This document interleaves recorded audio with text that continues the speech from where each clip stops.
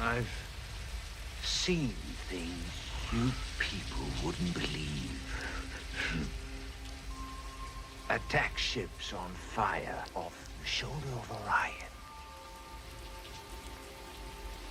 I watched sea beams glitter in the dark near the 10-house gate.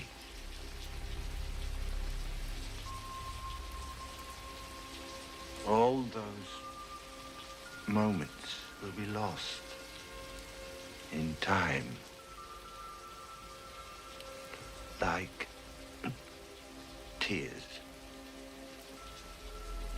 in rain. Time to die.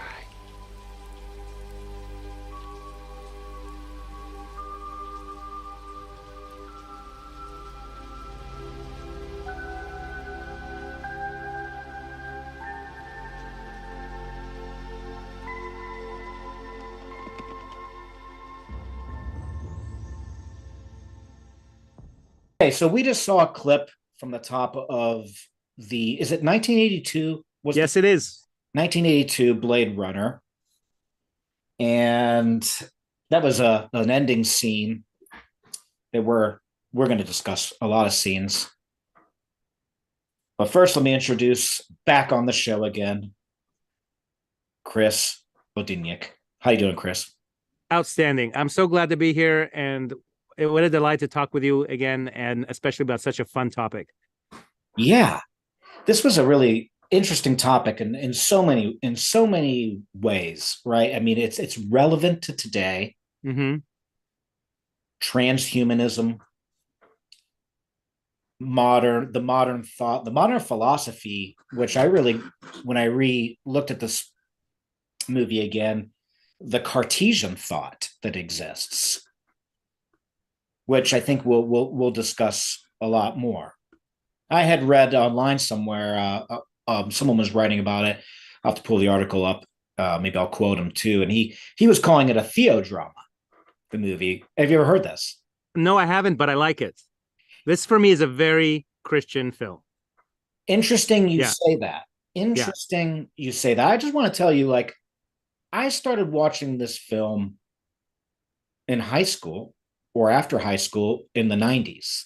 So probably about 10 years after the movie was made or so. And I could not, and I love this film. You can ask my brother. I was obsessed with this movie as a young man, but I did not know why. Something was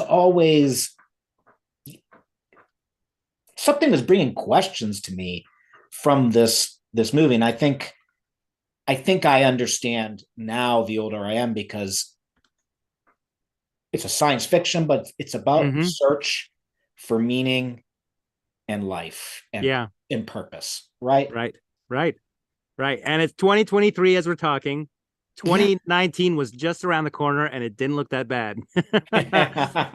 But if you're sitting in 1982 and you're dreaming about the future in the darkest possible terms, man, what a nightmare world Ridley Scott and everybody else has created here. This is a book by Philip K. Dick from 1968. I've read a few of his books, but I've never read this one. I read this book, Do Androids Dream of Electric Sheep? I will say this. There's not many movies I like better than a book. Yeah. And I actually like this movie better than the book. Well, and he didn't get to see it finished because he died during production, but the parts he saw, he loved. And he said, "How did you read my mind?" And that's rare because, Stephen King hated The Shining, and Ken Kesey hated One Flew Over the Cuckoo's Nest. And every author has his little baby and his little dream of how it's supposed to go. And some film director and a ton of actors and the whole crew come along and change it. And of course, they're like, that's not what I wanted. But Philip K. Dick loved Ridley Scott's Blade Runner. And when we say Ridley Scott, I think this was made by him, but it was also made by Harrison Ford and Rutger Hauer. And the futurist, is his name Sidney Mead? I forget. But the futurist who did all the, imagined the way it's supposed to look. And Sean Young and Vangelis. Without all these people together, this world, and it's a world. Yeah. And when you first invited me to talk about it, I don't know if we'll pick much about this, but we were going to compare it to Gattaca. Yeah. And when I think of Gattaca, it's like a charming essay, a small thing. It's like a beautiful Star Trek episode. And when I think about Blade Runner, it's like a master It's a masterpiece. It's a whole world, and it's such a joy. And I don't know how many times I've seen it. It's, more 10, maybe 20. I feel I could watch it 20 more times. I look forward to watching it with my kids and my grandkids. I'm never going to get tired of this movie. I agree. When it came out, by the way, and I read reviews on this, maybe you saw the same thing. It didn't do very well. No, and Gattaca too. They did not, but I think Blade Runner picked up as people looked at. I'm surprised with Gattaca, actually, because it was a little more fast paced. I mean, Blade Runner is a slower paced movie. Yeah. You can get, I've fallen asleep during it, but that doesn't mean that I didn't like it. It's just the music is so ethereal. That's the word. Yes. And Vangelis is one of my favorite composers. Yeah. I mean, synthesizer. Yeah. Music. Yeah. And there could not be a better composer they chose for this movie. Agree. Yeah. So I also think that the future and the past meet together in 1982, right? The future, there's flying cars and there's synthetic humans, but it really is a film noir, as many people have observed. Yes. And he's like a private eye with Venetian blinds and smoke in the office, and he's got a trench coat and a gun. And it's the same sort of thing. Dame walks into the office and the off to the races goes the story. When I watched it as a kid, I didn't like it. And I don't think I was as mature a teenager as you were, because I was used to much more formula. I wanted things to follow Star Wars, Indiana Jones. Yeah. I wanted it to be Willow. I wanted to be Romancing the Stone. Sure. And this was so dark. Yes. And I was like, why is it always at night? And it was only like the third time I saw it, I was like, oh, this is daytime. This is what daytime looks like in this nightmarish world. I'm glad you brought that up, because I was mentioning that to my brother. I said, the film is very, very dark. I mean, noir. It's a black movie. It's always raining. Yeah, there's smoke. Yeah, garbage, neon. I mean, at the beginning of the film, you got a little bit of sunrise that comes through, right? But it's the sun is red. Yeah, but it's still very hazy. So they don't really get into the depths. I think they do in the book a little bit, if I remember, about it being sort of some kind of nuclear thing happened. There's no animals. Animals are dead. In 2049, they emphasize that there's no trees anywhere. Like, the planet is all synthetic, and the air is terrible. I mean, it's fine to breathe, but it's ugly. Right. That's why, in the book, they actually emphasize a little more about the electric animals. Yeah. The pets that people would get. I don't know if you remember the part in the movie where he goes to see Sean Young a little later at Terrell Corporation. You see the owl. Mm-hmm. Now, my question is that a robotic owl or is it a real owl? I think, do they mention that in the movie? Yeah, they do, exactly. And there are no real. That happens a few times. That happens with the snake. That happens with the owl. And then I think again in 2049 with the dog. Every time, it's very interesting to me because there are no real animals. Every time the question is raised, it's like, if I could afford a real snake, you think I'd be doing this job, right? Nobody has a real animal, and yet they always ask, right? If I've never seen a real animal, I'd stop asking the third time, but people always ask, and maybe that's for us, the viewer, so that it's drilled into us that everything you see is a synthetic life form. But it's interesting that the question never dies. So, for the audience out there, and I'm sure we're holding your attention because this is a good topic. If you really haven't seen Blade Runner, the 1980 version, pause here, go see it, come back. Or watch this. I don't think we're going to give away the spoilers, but maybe some of our talk will actually help you even understand it. Or pause it and come back. And it's not a mystery in that sense. Like, it's okay to know the ending. Like, you don't need to. There's no surprise. Like, right. Yeah. No, there's no real. It's not like that. Yet. Matter of fact, this we'll have to talk about this later, but the ending's very elusive. And I actually, when I was at UCLA doing a film program, I was doing music there. We studied the score. And we ended up talking a lot about the film. And I'll just throw this out there, but the teacher felt that Deckard was a replicant himself. Which I've heard reasons for and reasons against. And the reason for is that he dreams about unicorns Right. And Gaff, the Eddie Olmos policeman, leaves him an origami unicorn at the end. And the reason that the way they convince you that you're a replicant is they tell you, remember that memory that you never told anybody when you were 5? Well, that's an implant. And then you're like, oh snap, you're right. I never told anybody. How do you know that? I guess I'm a replicant. Right. That happens with Deckard and Rachel.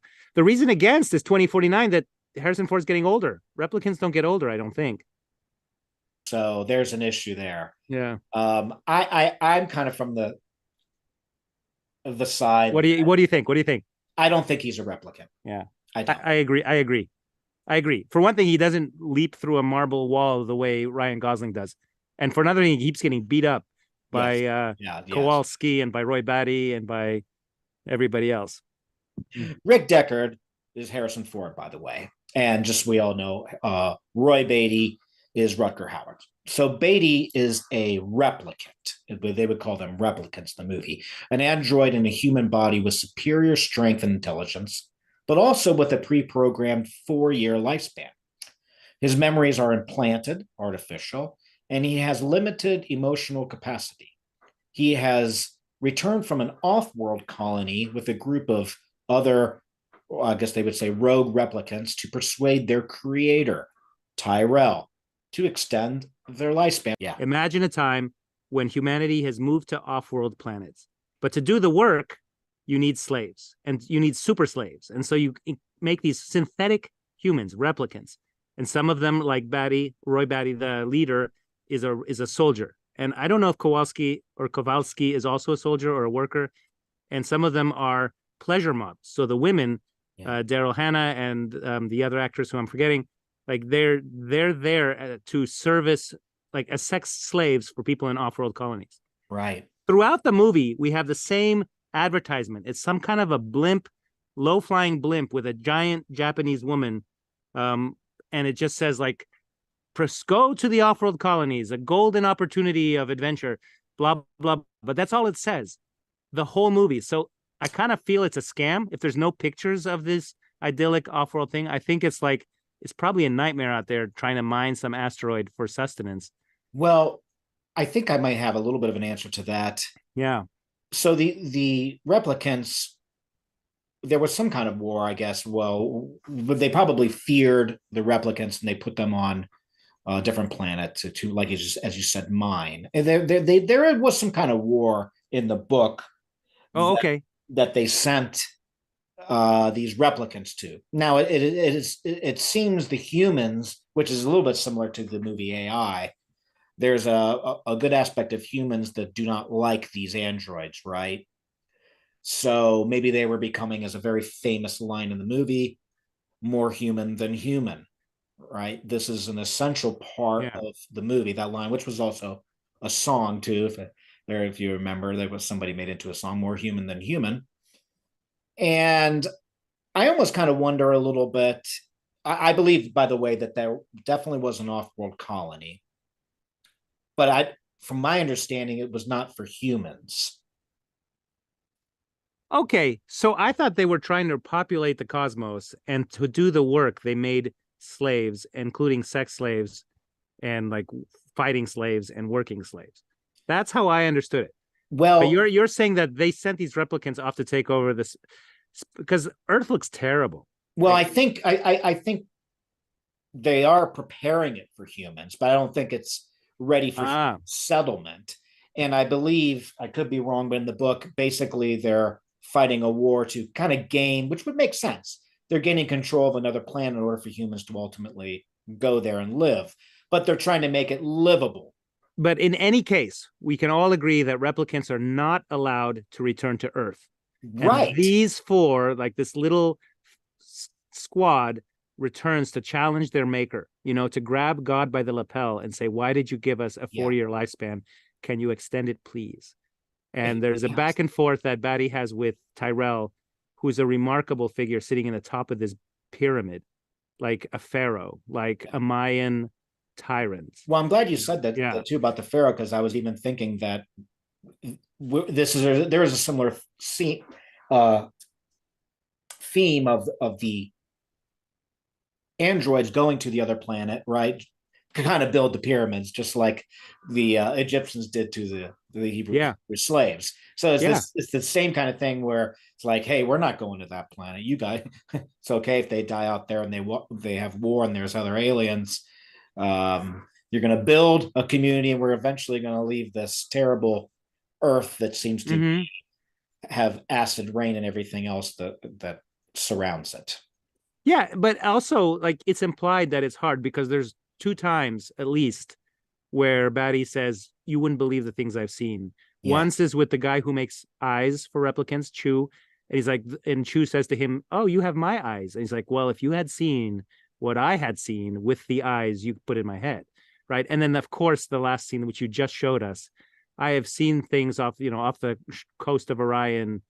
I've seen things you people would not believe. So I feel like they're out there on a limb, or like, hung out to dry, to make a last stand here and there for some abstract reason nobody understands, because nobody cares if they live or die. And these guys come back to question why are we out there doing it? So but this is a question of perspective too, because we are with the Blade Runner. The title is The Blade Runner. Harrison Ford is our guy. We are sitting on his shoulder, but we have the view of a slave hunter, right? His whole thing is like, look at these trespassers on the earth, kill them now, right? And he sort of rebels against those orders. This movie could have been made as Spartacus, where we sit on the shoulders of Roy Batty and Pris and Kowalski and Zora, and we're like, okay, let's go. We're the 4 who escaped. Let's go challenge the tyrants. They could have made this movie from that perspective, and it's just so interesting that we're on the corner of the humans, who in this case are the slave masters and not the rebels. Yes, I agree with you, and I think there's the director's name again is just escaping. Ridley Scott. Ridley Scott is very crucial here, because I'm sure you probably did a little research on. I've been looking at Ridley for a lot of years. I love his films. Ridley is a known atheist. Oh, okay. I didn't realize that. Yes. That's important. It is very important, especially for this film. But if you've noticed with Ridley Scott's films, I mean, he's done a lot. He's done a religious theme. 1492 Conquest of Paradise is not doesn't make the Catholics look very good in that one. Right. The Kingdom of Heaven movie. Oh, is that the one about the Crusades? Yes. Okay. Ridley Scott did that film as well. He did the Exodus film. Exodus movie he did. It's very obvious to me that he's well, I'm tripping on my words. He's struggling with his faith. Yeah. And because he's always talking about these topics. Yeah. Now, when we look at Blade Runner, we really see, I think, his mind in a lot of ways. Is he even, a little bit Roy Blady there? Yeah. Well, of course. Yes. He wants to grab God by the lapel. This is Job again. He wants to say, what are you doing? How did you set me up to fail this hard? What is the plan? And it's beautifully done, because Tyrell he's very smart. He's kind of a genius, but he set himself up as this god emperor guy sitting in a pyramid.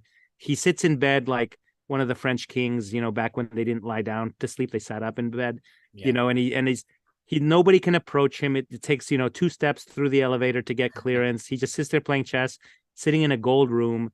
And and when you talk to him, you don't get satisfaction. And of course, Batty kills him. He kills him by crushing his skull and poking his thumbs through his eyes. So he killed it. For me, this is like those other gods, those Mesopotamian gods that came at the same time as the Hebrews discovered Yahweh, like Marduk. Marduk kills Tiamat. And this happens also, I think, with the spiders that Rachel remembers outside her window, where the mother spider laid an egg and then the baby spiders ate her. And that was the memory that Deckard used to prove to her, like, he knew that memory and she hadn't told anybody. And so therefore she was a replicant and she could understand it. So when you challenge a human god, a god like human, and I don't know who that would be today, if it's some of these like brilliant computer programmer types or whatever, Who cares? The point is, we as Christians have a different God than this human, and Roy Batty figures that out, and he is on his moment. He wants to kill Deckard, and he's also ending his life. So he drives a spike through his hand to keep himself alive because the pain will stimulate him. And he releases a dove as he's dying, but he dies with mercy, and he dies he saves Harrison Ford. He had no reason to do it. He did it because like he was the bottom of this hierarchy.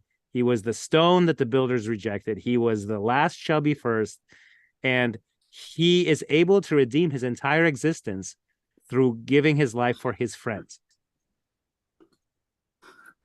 What are your thoughts on that Christian imagery there? I think it's great. I think it's exactly right. I think at a time when humans will have forgotten the gospel, will have forgotten to go to, like, first of all, in all these movies, Blade Runner 2049, and Gattaca, nobody has any friends.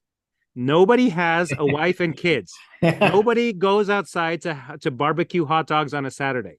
All the things that make life worth living for me in 2023, the real 2023, do not exist in any of these. In Gattaca, it's a weird, sterilized world. And I mean that in both ways. It's nobody's reproducing naturally, and everything is crazy, wicked, clean, in kind of this greenish, Gilded Age, Gatsby kind of aesthetic. In these movies that are like, fast forward 10 years, 1930s, 1940s, Private Eye kind of thing, everybody's a depressed alcoholic wearing a trench coat sitting in a smoke-filled room. Nobody's going to Cub Scout meetings. Nobody goes to elementary school. No. Like life in LA in 2019 in Blade Runner is like, all the good stuff is missing. And in 2049, it's a little more explicit. You're just hanging out with your computer-generated sexy girlfriend and taking drugs.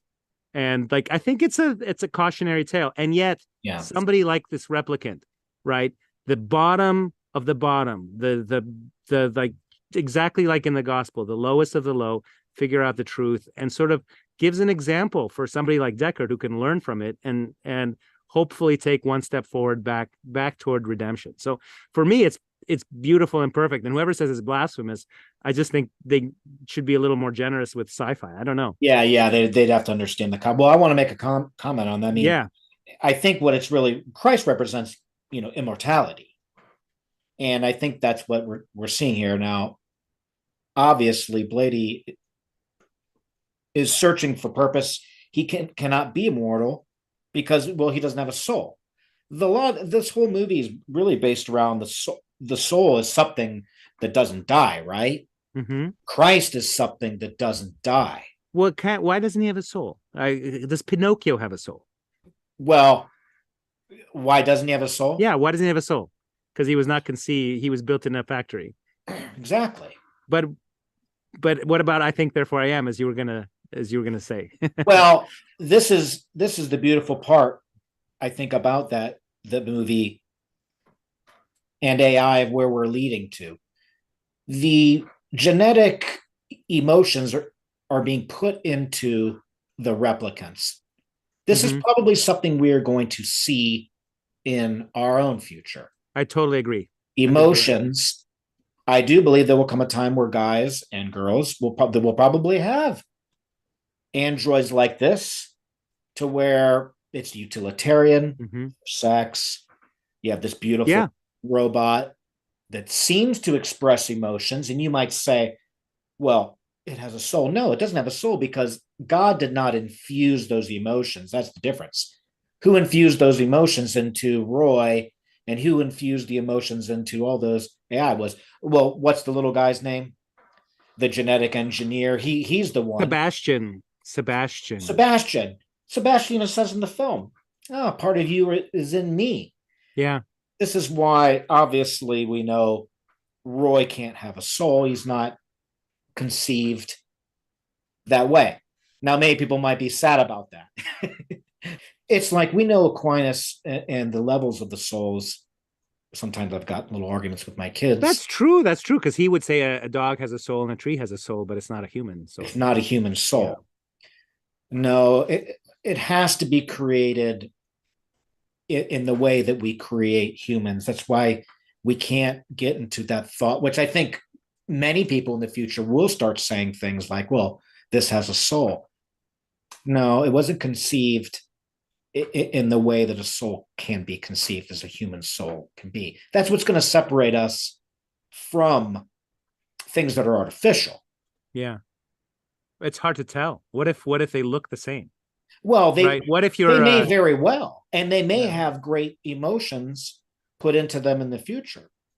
And I'm sure, because we're in the times where, look, at people can become a woman if they feel a certain way.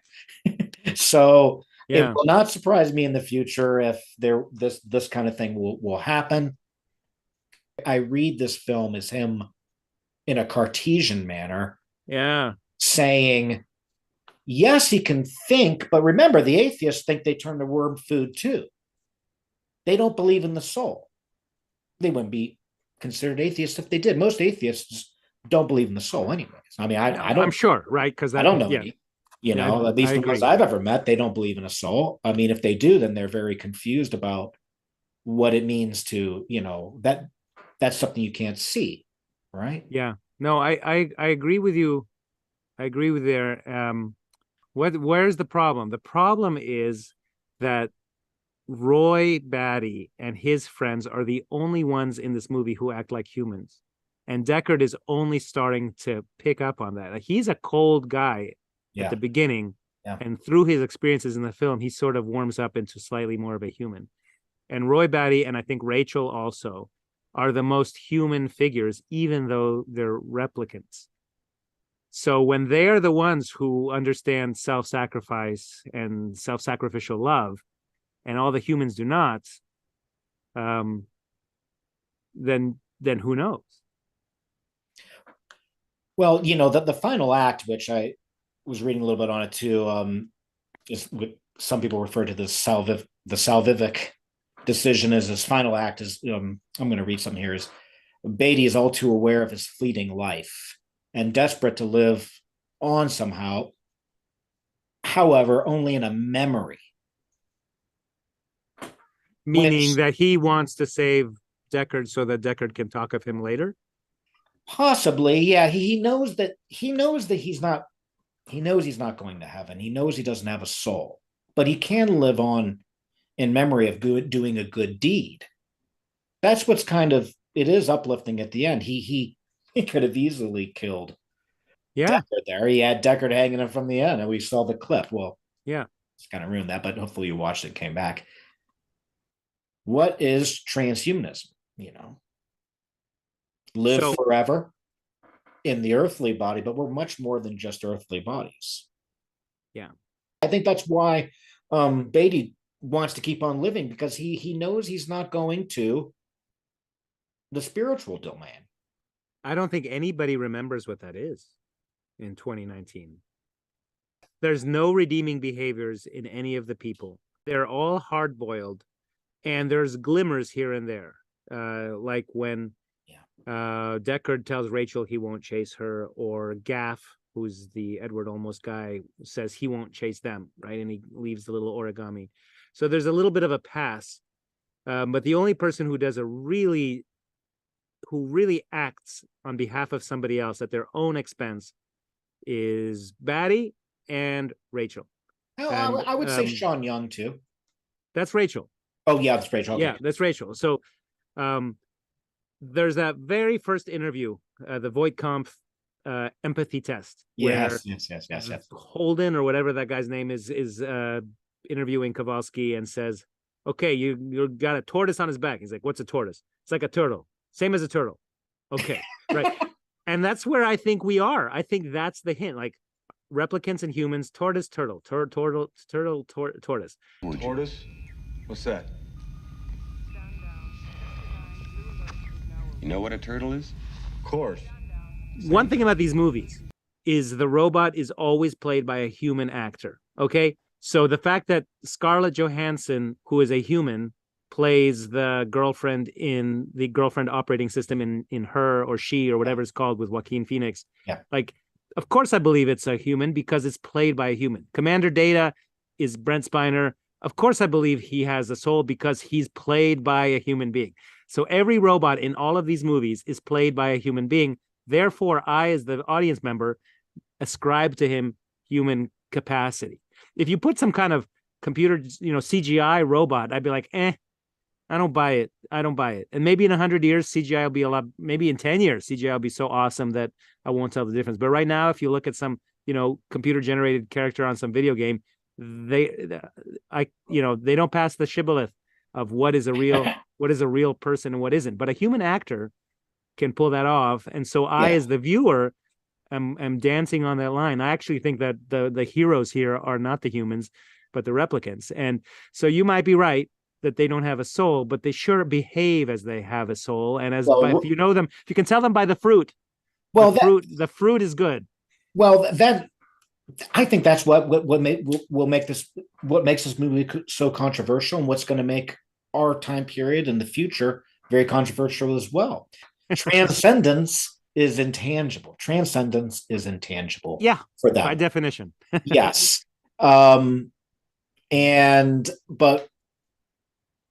they do pull at our heartstrings. But we have to remember that it was human beings that put the emotions in, not God. But human beings, okay, so everything God does, he does through human beings today. Well, I understand that, but I'm talking about the soul and the ability to transcend to a spiritual world, to the spiritual, and enjoy the beatific vision will only be granted to the humans. What if they have a human brain with human memories implanted? Like what, at the biological level, if you give me your memories, how come I'm not you? If I'm made of the same material as you are, how come I'm not you? Right? You can't get a soul through making a bioman, putting things that are not. And this again is going to be what the controversial thing is going to be in the future. Yeah. I guarantee. Yes. I bet you're right. I guarantee people will be saying in the future, "Oh, this AI has a soul." You don't need to have natural conception. God doesn't infuse the soul at conception, which, that's a little bit, we can talk about that later. And I know that'll be an issue in the future. And many people don't believe in God anyway, so it's not going to be a problem. For them, they'll be like, oh, that's old school thinking anyways. Yeah, no, I completely agree. And I don't think any of the people who are building these things care about the soul. No, they don't think about that. Yeah. That's not their issue. Most of them probably is why they're in this thing to begin with, is to play God. Yeah.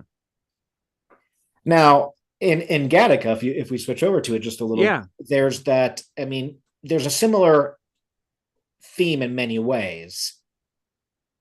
It's a very eugenics film. Yeah, very. And keep in mind, this child is still you, simply the best of you. It's a utilitarian world void of, well, it's not void of God, because if you remember, the family, a little difference in this film, were very religious, and they didn't think.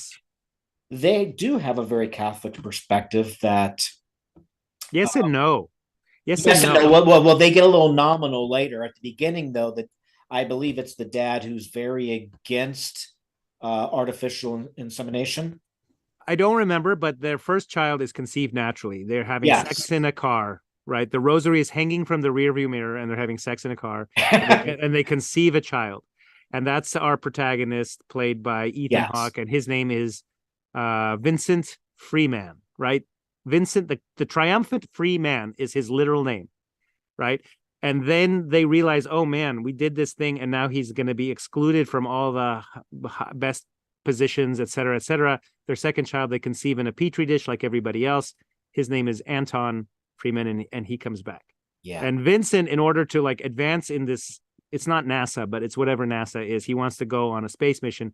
He has to have the correct DNA, right? At a place called Gattaca, which is literally named for the parts of the DNA. I can't remember what they are, like guanine, adenine, whatever it is, which you learned about in biology long ago. The C, the A, the T, and the anyway, Gattaca is like a DNA place. And so he buys the hair and the blood and the urine of a guy who has the perfect DNA, but he's unfortunately been crippled, and that's his double, Jude Law, right? And so I really feel there are three persons, right? There's the brother, the other brother, and the crippled fellow, but they're all sort of like could have been the same guy. So it's really lovely that we have three slightly different paths, and we kind of follow the same protagonist, and on his mission to like fool the system and get out there. So the parents, yes, they had one child, but they saw the social cost, and they had the other one in the not in utero, but in whatever, in the laboratory, artificial insemination. Yeah, right. I want to make a difference between Blade Runner and this. Now, the androids are these perfect species, whereas in Gattaca, they're still humans. It's just that if you're going to breed with someone, they have to have a high IQ. Yeah. In that society, in order to make it, your IQ has to be at a certain amount, your height has to be a certain thing, and you have to. Well, what's the other one? What's the other thing? Well, you just have to. It's your heart level. It's your everything has to. You have to your check heart, all the right everything. boxes. They breed all the problems out. They take all the problems out and that's where they're getting people to. Yeah, they basically in the petri dish they're able to make this perfect son or daughter, right? The 6 foot, high IQ, perfect eyesight. Yeah, everything's for eyesight, and no one wants to necessarily. When we say no one, but people are not having natural human births because they don't want to risk having someone that's going to have a hard life. Yeah, and it presupposes a totalitarian surveillance culture where they can take your blood and your hair any moment, for the public good, right? And this is a different kind of warning to us all, because we flirt with this all the time when we get between danger or freedom, or what do you call it? Freedom or liberty or safety, or liberty or security. We have this debate every time there's an attack somewhere, or there's a pandemic, or there's, anything happens, we have to have that debate. Do I want freedom or security? Well, these people have all chosen security, order, whatever, biological superiority. And so he has to sneak around this whole system, putting false hairs, using false urine, using false blood. But this is a society where nobody has any friends. Nobody hangs out on the weekend. Well, I think because the spiritual aspect again has really fallen out of the future society. I mean, I think it's even happening today. I mean, I think we're leading up to both of these movies. I really think we're running at a fast pace towards both of them. I mean, we see this even through the abortion topic, where I think it really comes into you. At the end of the day, a lot of it is on eugenics. Of course, maybe or your own timetable, right? Just do it have it your way. That too. Yeah, it's very selfish, very self-oriented. I'm not ready to have this child, so I better get an abortion. Or I had a conversation recently with someone that said, "Well, what if you had a Down syndrome child? Wouldn't you want an abortion?" And I'm like, absolutely not. Yeah. No. Right. Well, that child's going to have a really hard life. That's not true. Well, that's not true either. And I also said, well, but I'm a Christian and I have to carry the cross that God gave me. Mm-hmm. This is where Gattaca is so far removed from any Christian understanding of suffering. Yeah. Right. Okay. The future society is all about removal of suffering. Yeah. So I really want to stress that I had it. I don't know why I missed Gattaca when it came out in 1997. That's right, because I told you to watch it. And you were like, I know. And so I watched it when you told me to, because I knew we were going to have this conversation, and I really enjoyed it. But as much as I find like my recommendation, because they're not always that good. No, these are good. And as much as I've always loved Blade Runner, and I do think it is an affirming, like redeeming Christian story, Gattaca I feel is the opposite. And I think is like he does it through his own toughness, right? It's almost Luciferian stick-to-itive pride. And he does have friends. Like, he is helped by the most sympathetic character in the whole thing is the doctor who draws the blood, who has a son who's slightly imperfect somehow. And so he sort of like lets him pass. He has a moment where he could blow the whistle, but he chooses not to. And the doc, and so like that guy helps him. So there is a little bit of like, yes, friends will help, but really the moral of the story is he did it because he's tougher, because he never gave up, because he always tried harder, because he never reserved any strength, because he swam faster and never gave up, blah blah blah. But the weirdest moment is when they triumph and he goes on the space mission. The fellow who's in the wheelchair, who just gave him a speech about how you, like, I gave you my body, but you gave me your dream, decides to climb into the incinerator of their apartment and destroy himself, which to me is the most nihilistic and inexplicable thing, because I felt good about the movie until like the other guy I liked just decided to burn himself alive because he was tired of sitting in a wheelchair, which is the opposite of carrying your cross, is the opposite of everything that I was hoping would happen. Like, that guy should go start a foundation and fight for people in wheelchairs or whatever the heck he wants to do, or sail a boat or take a kayak or do whatever he can do. Well, this is the point that I was trying to make, and I agree with you, is because that society is void of suffering, but it's also void of the spiritual side of things, which gives you that hope. Jude Law never got to that inner peace, which is what religion, Catholicism, God gives us. There's more than the physical. Both of these films talk about, there's similar topics and not similar topics, but the physical, it's not just about the physical body, but both of these films focus on the physical body. Yeah. I mean, even Descartes is going back to the Cartesian thoughts, is very similar to this.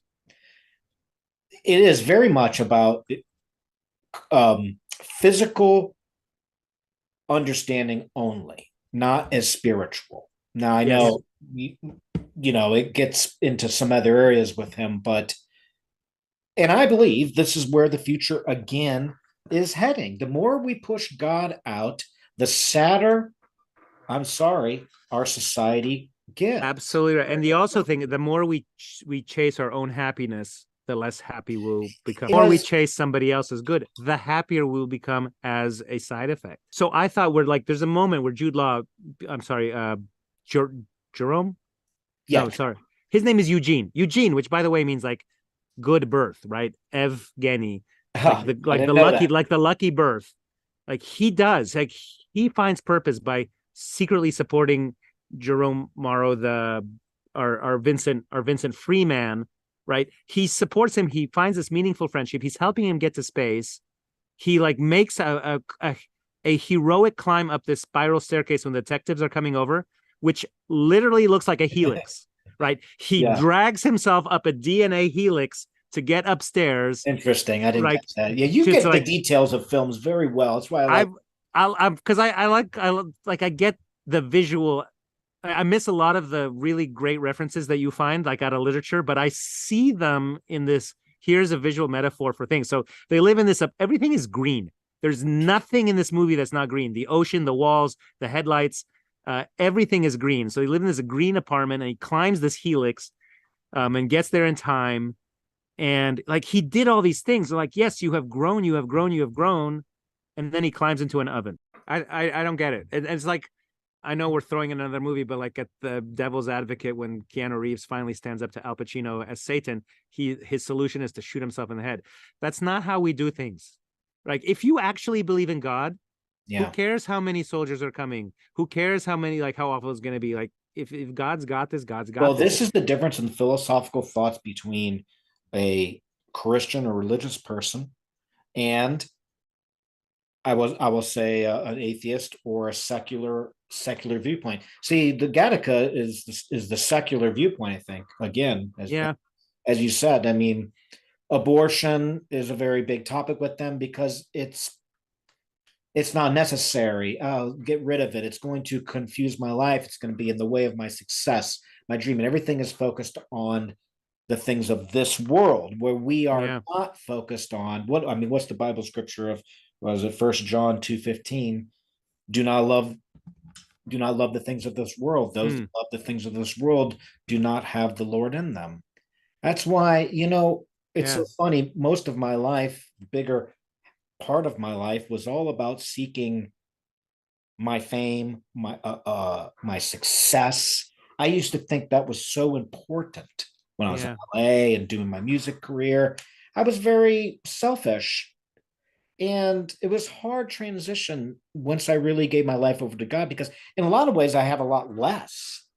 I destroyed some relationships and things. Well, I did that before I turned to God. But then once I really returned to God strong, I realized, oh, there's much more to life than just my worldly achievements.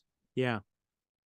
And how old were you, would you say, when that My shift gosh, happened? man, I was still in my I was transitioning my late 30s, early 40s through this. That makes sense, right? And that's when you kind of become an adult. And well, I'm gonna I think that's true for me. For our generation. Yeah, for our generation. Yeah. Yes. It is true. We see more men becoming mature in their 40s. Yeah. They go one way or the other when it hits in the 40s. Like you either start finding a greater purpose, or you stay forever in the what do they call it? Peter Pan syndrome. Yeah, or you go off the deep end and you get the convertible and the facelift, and you're like, this sucks anyway, and then you go back. And maybe, and I think both of these things are a cautionary tale for that sort of like, I just want to sit in the basement and play video games. And the thing about the guy in the wheelchair is, you see, I felt like him. I felt like giving up many times. Yeah. Back in those times when I felt that I had to be achieving in the world. That's why I was sad like you when he did that, but I also understood why he did that, because he doesn't have a spiritual side to him that keeps him going. Everything of this world fell out from under him, of this world. What's going to happen?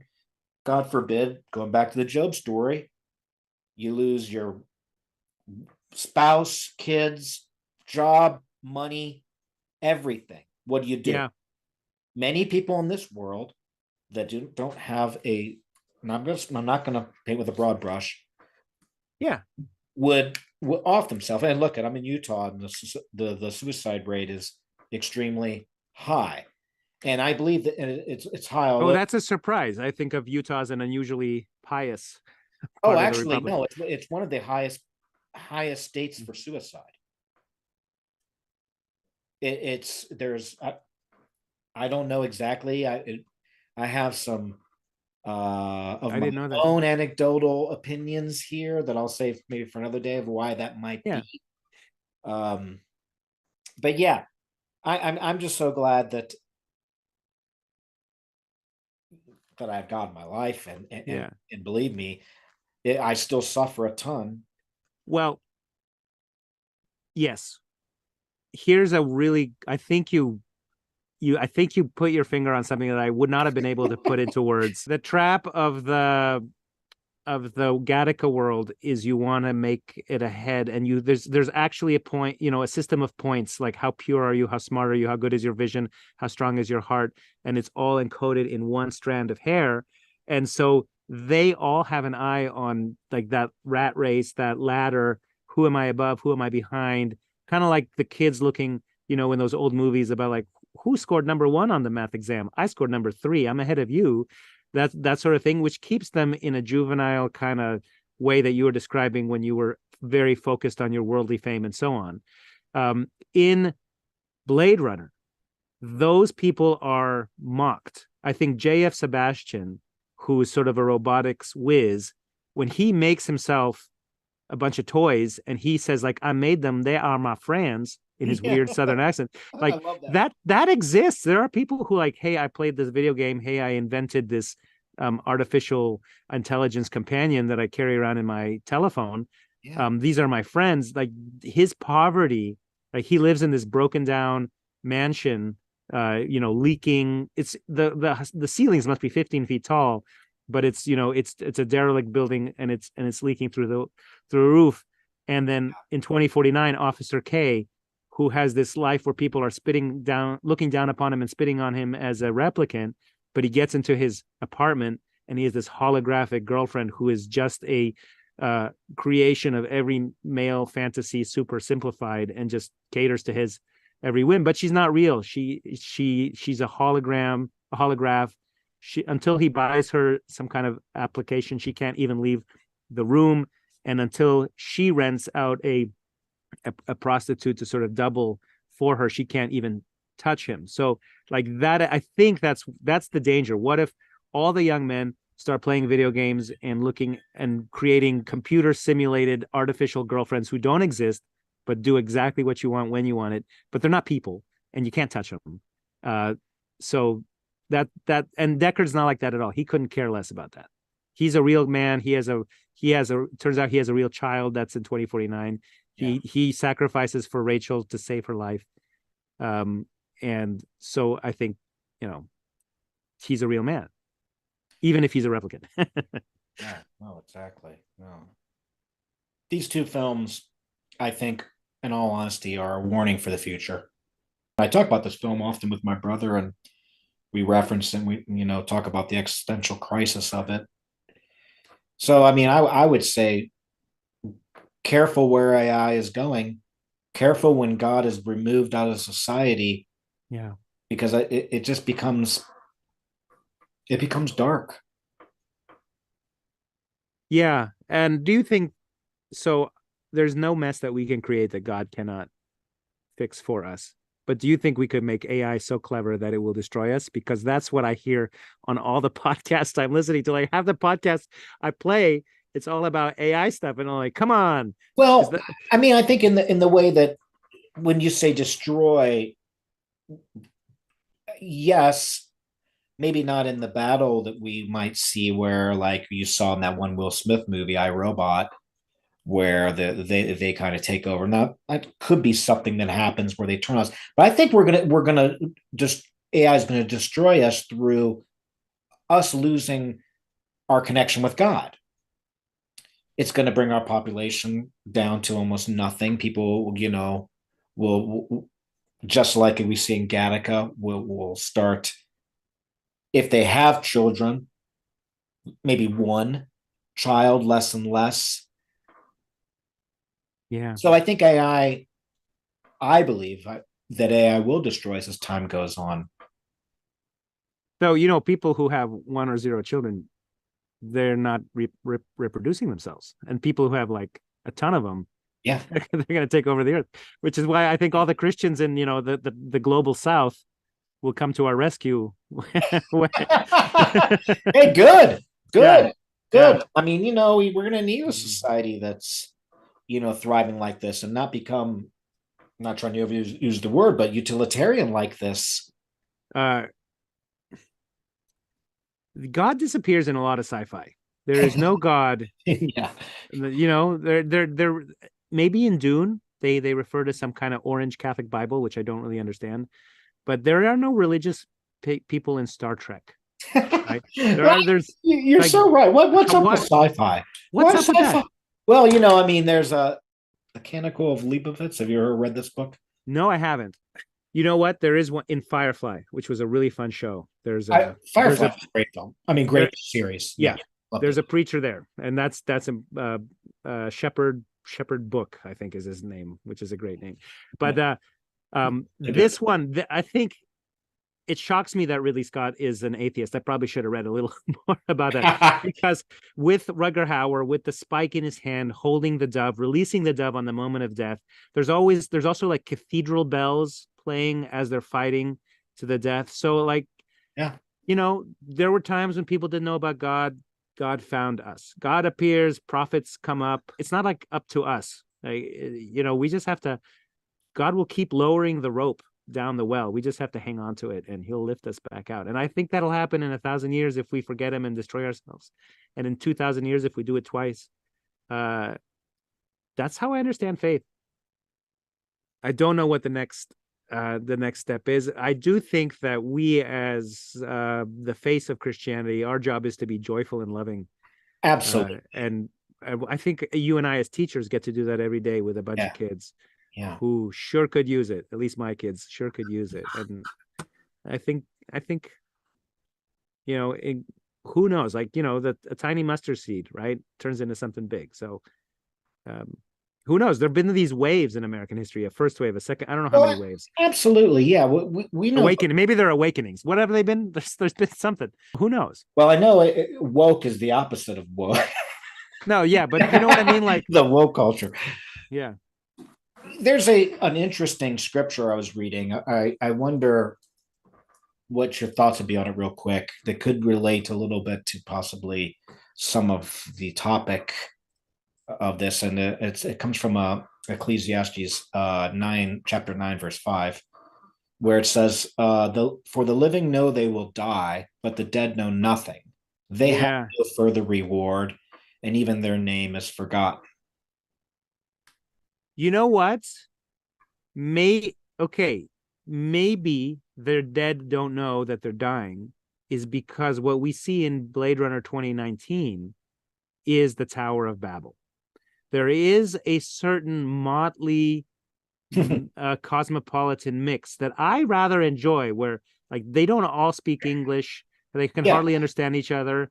Like everything is kind of Japanese, but then when you're in a car flying through the sky, everything is in German. Korean. 2049, everybody's speaking Hungarian for some reason, and even Eddie Olmos doesn't speak the same language as Deckard until the very end, which is a weird thing. Like he needs the sushi guy, the noodle guy, to translate for him. Like, Deckard, you need to go see Bryant.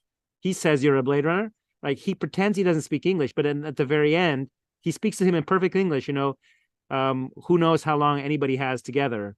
You know, yeah, like, that's interesting. I wonder if it's a little bit of like an attack in some ways of just the American English culture in a way. But I also think it's 1982 was a moment when, you know, like we just had that miserable 70s experience when the Americans thought they were so weak. They didn't quite feel robust. Everybody thought Japan was the new thing. And so they imagine a future where nobody can talk to each other. It's kind of a mess. At this point, there really are no nationalities. It's just one big nightmare. Right. And I think maybe it's the Tower of Babel. People like Tyrell or Wallace in the second one are trying to be gods, and surprise, they're getting knocked down, right? And in this case, they're getting knocked down by their own creatures. Absolutely. Because you can't, that's, you know, every time you have hubris, along comes Nemesis. But this Tower of Babel, or even the flood, there's always a new plant, right? Then that's really the 2049 is a lot more explicit about this, and that should be an episode for another day. Yeah, but like it's so much. It's I like knew we'd go a while on this one. I was like, yeah, because there's a soul, right? Like Rachel conceives a child, the replicant conceives a child, and it's so redeeming to me, as you know, exactly the abortion culture you're talking about, the tremendous power that overturns the entire system of this tyranny, of this surveillance state tyranny, is that this woman can have a baby with Deckard. And that's such a small, like a baby, such a small thing, right? But so like, and that's everything. Like the infinite potential of a single baby. Talking about abortion, talking about nativity, talking about what's today, Monday? The joyful mysteries of the rosary, right? That's what we are all about. And talking about nativity, talking about what's today, Monday? The joyful mysteries of the rosary, right? That's what we are all about. Yeah. So Chris, do you have some, maybe we might have to do a little more on this, I think. And I would love it. I might even pull a third guest in, possibly. We'll talk about that. Do you have some final thoughts on the films? Yeah, so a lot. I think we hit a lot of good and important things, and including some things I did not anticipate and didn't think about. But yeah, my notes went out the window on most of it's no, it's awesome. I just want to repeat, like, here's a society with both of these societies are very advanced, but we don't see children, and it's kind of lonely for everybody, hellish and lonely. We don't see people with friends. We don't see people with neighbors. We don't see people who have love of their fellow human being. Tyrell and Wallace know replicants are not human, but they know they're dealing with slaves, and they're comfortable with that. And there's a fundamental inequality in both systems, a really rigid hierarchy, and that is contrary to the gospel, because according to the gospel, there is no Greek, no Jew, no male nor female, no slave nor free, but everyone is one in Christ. So in these not even a but these like futuristic sci-fi societies, everyone is anxious and looking over his shoulder. But that's not the gospel. The gospel is relationship. And I'm so happy that yesterday was Trinity Sunday, and we all had sermons about this. It's like God is love, And God is also relationship. God the Father, God the Son, God the Holy Spirit. And we can imitate Christ, imitate that relationship in our daily lives, and it will make us happy.